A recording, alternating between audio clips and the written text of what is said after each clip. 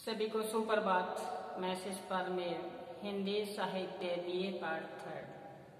हिंदी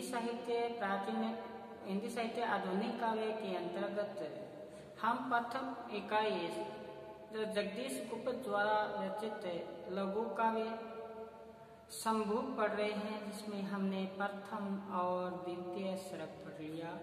प्रथम सर्ग में राम का दरबार के बारे में हमने पढ़ा और द्वितीय सर्ग में हमने पढ़ा पुष्पक यान। और आज हम चर्चा करेंगे वन देवता। क्या वन देवता?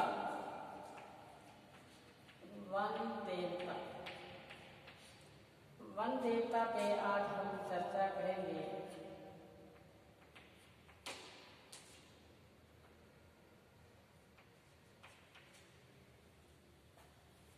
वन देवता में जैसे कल बताया कि जैसे ही पुष्पक यान उतरा है वन में, तो वन देवता ने सत्कार करने के लिए आगे आए हैं, उसके बारे में बताएंगे।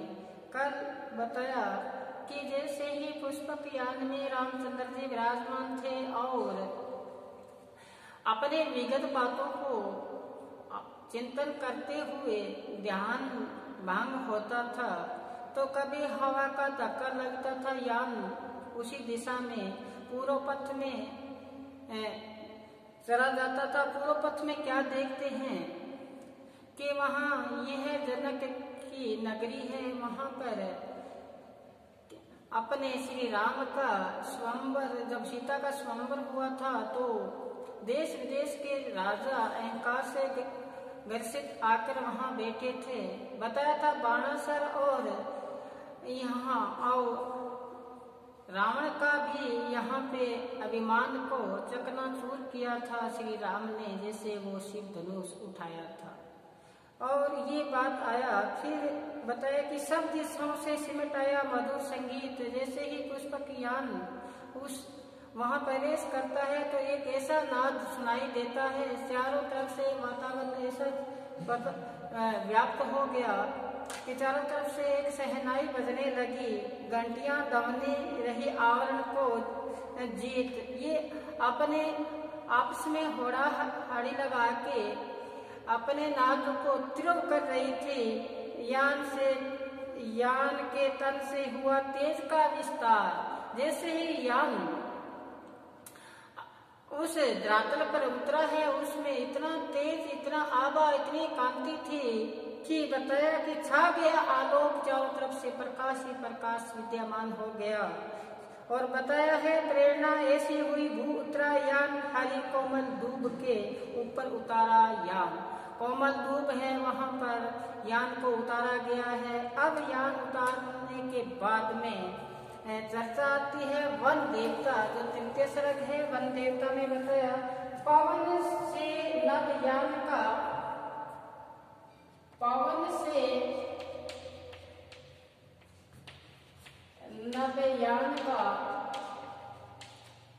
नवयान का पाकर पता चले, पाकर पता चले। स्वागत के लिए वन देवता, स्वागत के लिए वन देवता। अब आगे क्या बताया है? सांझ को ही फूल सब खिलने लगे, सांझ को ही सब फूल खिलने लगे, सांझ को ही सब फूल खिलने लगे, तरु शिखर उल्लास से हिलने लगे, तरु शिखर उल्लास से हिलने लगे। आगे देखो, भर गया मन प्रांत, भर गया वन प्रांत, वन प्रांत सुगंध से,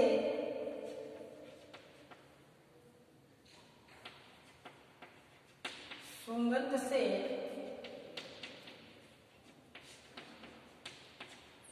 से रोम पुलकित राम के संबंध में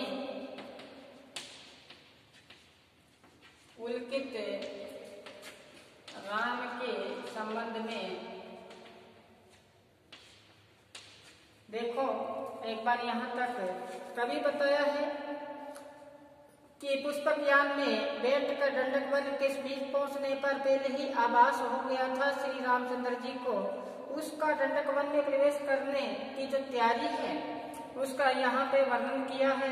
तो गुरु जी बताते हैं श्री राम जैसे ही पुष्पक यान दंडक वन के समीप पहुंचते हैं तो हुआ कि नवचालित यान का पता चलते ही बताया कि वन देवता निकल पड़ते हैं।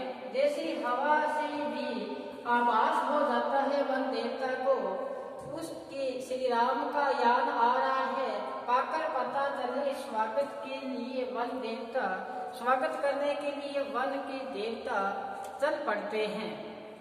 अब बताया देखो महत्वपूर्ण बात सांझ को ही सब फूल खिलने लगे। फूल खिलते हैं सुबह लेकिन यहाँ पर प्रभात को फूल खिलते हैं। यहाँ बताया है कि शाम को संध्या को ही फूल खिलने प्रारंभ हो गए हैं श्री राम के आवागमन पर क्योंकि एक अलौकिक पुरुष एक ईश्वर का रूप यहाँ पर प्रवेश हो रहा है। तो जो सांझ को ही सब फूल खिलने लगे हैं और जो पेड़ थे उनकी शिखर उल्लास से हिलने लगे हैं। पेड़ हिलना शुरू कर दिया है खुशी के मारे। देखो चारों तरफ से खुशियां व्याप्त हो गई है। मैं आपको कहता हूँ कई बार अगर आप थोड़ी सी खुशी की बात आती है चेहरा चमक उठता है आंखें नरके शुरू कर देती है करना। तो यही बात यहाँ बताई है कि श्री राम के आवागमन पर प्रकृति ने भी अपने आप को संवारा है। प्रकृति में भी हर्ष उल्लास का वातावरण पैदा हुआ। तो क्या बताया भर गया वन प्रांत। पूरा जो वन का प्रांत था वो खुशियों से भर चुका है। उसमें सब क्या सुगंध व्याप्त हो गई है। ऐसी कोमल सुगंध व्याप्त हो गई है। उनके रोम रोम पुलकित राम के संबंध में राम आ रहे हैं। श्री राम अब आ रहे हैं कहाँ पर उस वन में आए हैं तो पेड़ पौधे प्राकृतिक परिवेश है उनमें भी खुशी व्याप्त हुई है। यहाँ जगदीश गुप्त जी ये बताना चाहते हैं कि कहने का आशय यही है कि दिन में सूरज की रोशनी से जो फूल खिलते हैं वो संध्या में भी उस पुष्पक यान से उस राम की आभा से जो सूर्य रूपी राम है वो अब कहाँ पे आए हैं मन में। तो सांझ को भी फूल खिलना शुरू हुआ। देखो प्राकृतिक शोभा है उन रमणीयता है उनका यहाँ वर्णन किया गया है कि पवन से नभियान का पाकर पता चले स्वागत के लिए वन देवता सांझ को ही सब फूल खिलने लगे तरु शिखर उल्लास से हिलने लगे। भर गया वन प्रांत सुगंध से रोम पुलकित राम के संबंध में। अब आगे देखो पक्षियों की पंक्तियां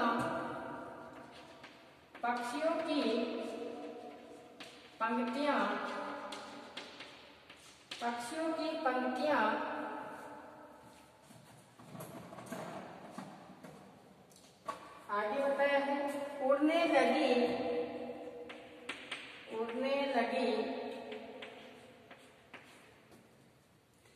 दिव्य वदनवासी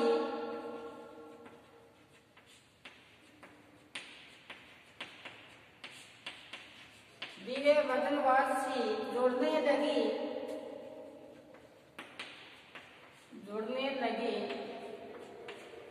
आगे देखिए आगे सब पास जो दूर थे आगे पास जो दूर थे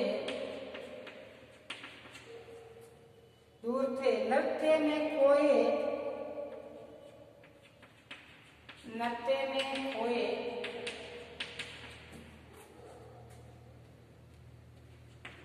परमत मयूर थे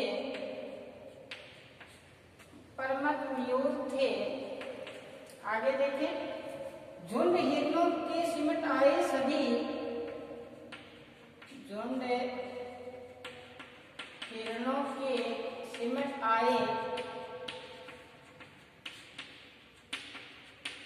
सभी, सवर्ण मृग के वधिक से शंकित थे। इस सवर्ण मृग के वधिक से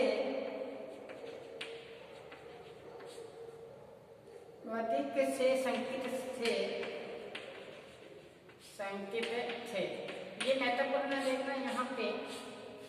तो कवि ने बताया है कि पक्षियों की पंक्तियां उड़ने लगी, पक्षियां अपने पंक्तियां बनाकर श्री राम का स्वागत करने के लिए उड़ने लगी है।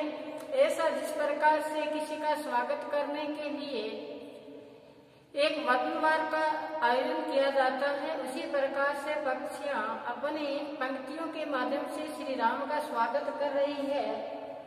वो इस प्रकार से जुड़ने लगी है जैसे एक अलौकिक वदनवासी।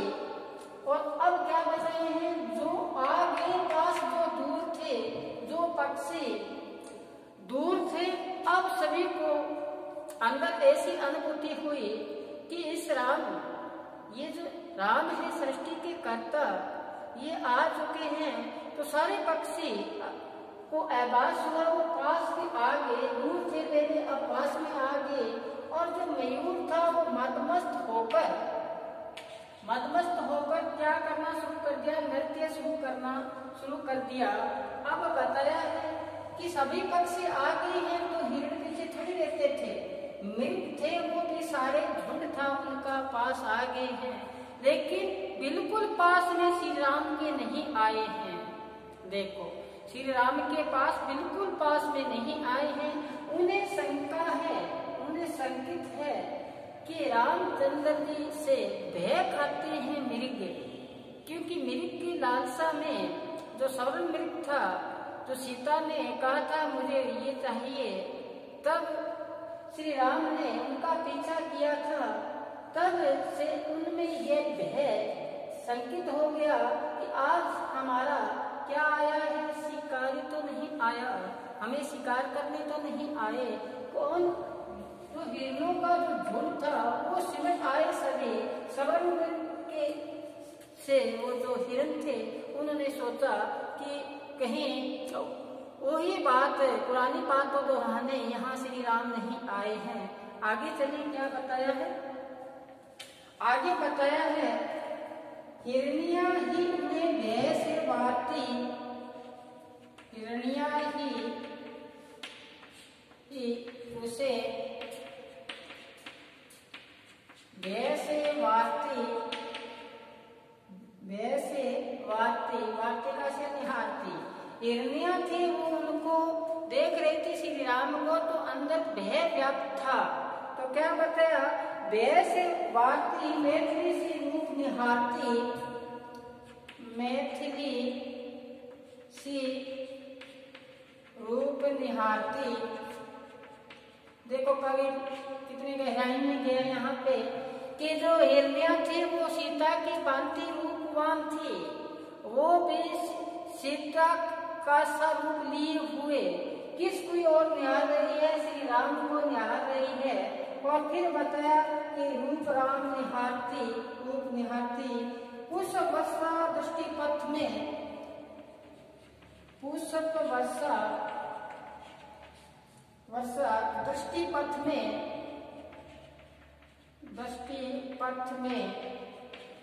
पथ में पास पुष्पक यान आते हुई, पास पुष्पक यान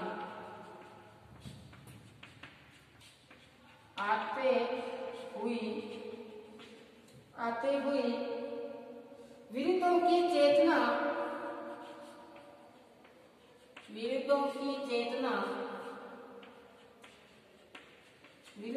चेतना, आलोक में संगीत जैसी हुई,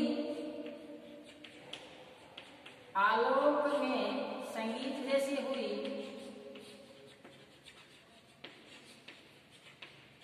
देखो क्या बताया यहाँ पे कि हिरनिया उन्हें बह खाती थी और फिर बताया बह खाती मैथिली रूप निहारती थी।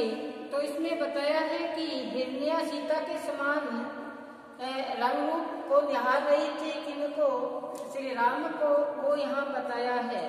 तो आगे देखो क्या बताया कि पुष्प वर्षा दृष्टि पथ में, जैसे ही पुष्पक यान आया तो वृक्षों के जो पुष्प थे, वाटिकाओं के जो पुष्प थे, वो उस रास्ते में पुष्पों की क्या की बौछार की, यानी हर जगह पुष्प फूल खिलाए गए। और बताया कि पुष्पक वर्षा दृष्टि पथ में पुष्पक यान आते हुए, जैसे पुष्पक यान आया तो जो वर्षा हुई है वो किसकी हुई है, फूलों की वर्षा हुई है, उसकी श्री राम का स्वागत करने के लिए। अभिरुद्धों की चेतना आलोक संगीत जैसे हुई।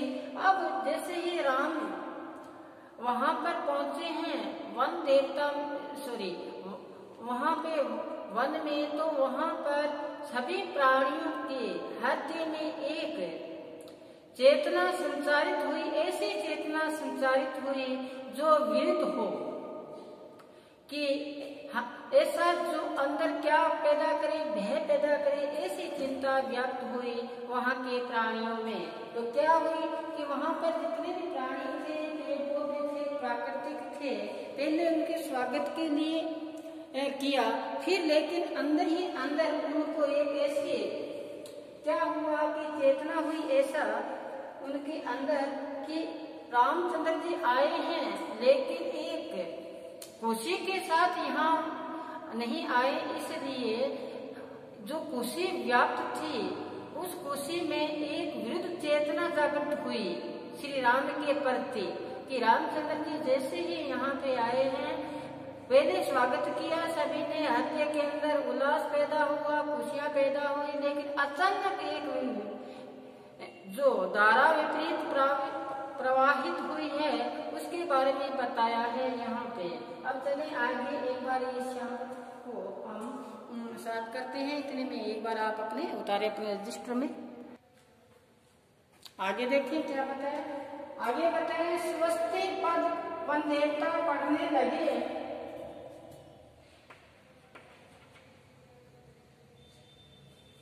स्वस्ति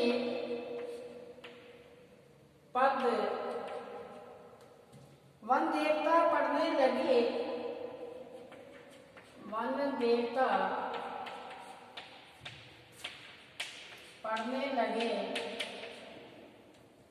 शब्द ईश्वर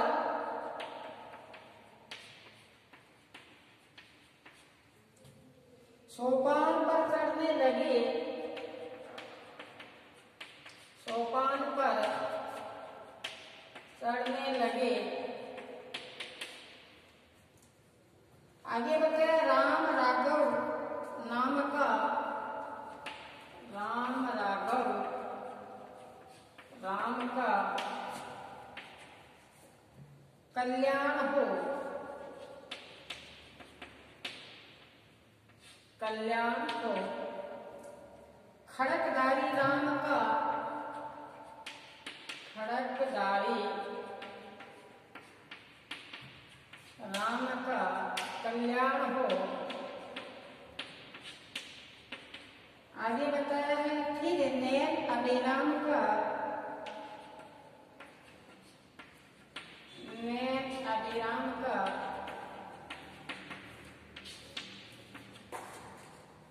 कल्याण हो,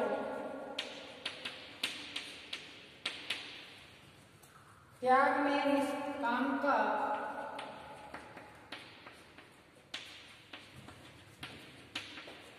निष्काम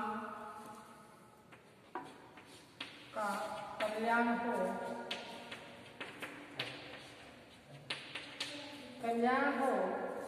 अब एक बार इतना देखें तो बताया है स्वस्ति पद वन देवता पढ़ने लगे, सवल ईश्वर सोपान पर चढ़ने लगे, राम राघव का कल्याण हो, खड़कधारी राम का कल्याण हो, फिर नैन अभिराम का कल्याण हो, त्याग में निष्काम का कल्याण हो। तो यहाँ बताया वन देवता स्वागत के लिए श्री राम की महिमा का गुणगान किया कि कमल जैसी आंखें वाले श्री राम का क्या हो कल्याण हो, अभिराम का से सुंदर जो तलवार धारण कर रखी है श्री राम ने, उनका भी क्या हो कल्याण हो, त्याग में निष्काम का कल्याण हो। रामचंद्र जी ने त्याग किया, अपने सिंहासन का त्याग किया, अपने भैया को सौंपा। तो ऐसे जो निष्काम भाव से त्याग किया श्री राम का क्या हो कल्याण हो। सवर पद वन देवता पढ़ने लगे, तो वन देवता जो स्वस्ति शुभ मंत्र पढ़ने लगे, कहने लगे कि मंत्रों का ऐसा उच्चारण होने लगा कि जिनके नेत्र नीलकमल अला नीले कमल के समान माना जाता है, सुंदर है, उनका क्या हो कल्याण हो। यही यहाँ पे बताया है। कवि ने वन देवता राम की स्तुति और कल्याण भावना यहाँ व्यक्त हुई है कि स्वस्ति पद वन देवता पढ़ने लगे, सवर सोपान पर चढ़ने लगे, राम का कल्याण हो। आगे देखिए, आगे बताया है नील सलिल प्रवाह से, नील सलिल प्रवाह से दो कमल ऊपर उठे,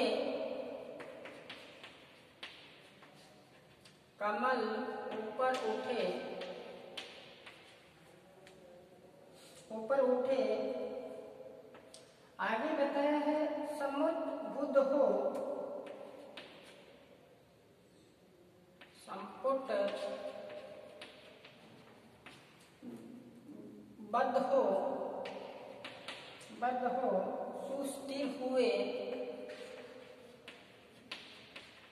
स्थिर हुए, रतन जड़ित किरीट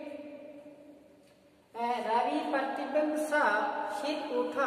अब कवि ने बताया है आगे कि जैसे ही वन देवता स्वागत करने के लिए राम राघव का कल्याण हो ऐसा मंत्रों का उच्चारण हुआ, तो जब आगे वन देवता द्वारा जब वाचन किया गया तो श्री राम के नेत्र एक साथ ऊपर उठे, पहले स्थिर थे, नेत्र स्थिर थे और अचानक ऊपर उठे हैं, देखने लगे।